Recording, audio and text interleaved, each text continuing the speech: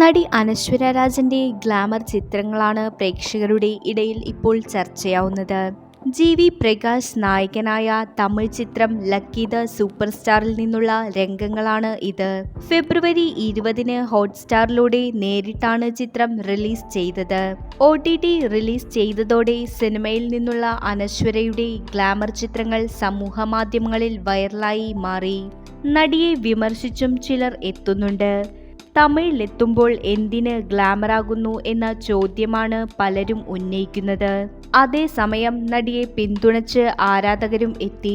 തമിഴിൽ മാത്രമല്ല തെലുങ്കിലും ഹിന്ദിയിലും അഭിനയിച്ച നടിയാണ് അനശ്വരയെന്നും വിമർശിക്കാൻ മാത്രം ഇതിൽ ഒന്നുമില്ലെന്നുമാണ് ആരാധകർ പറയുന്നത്.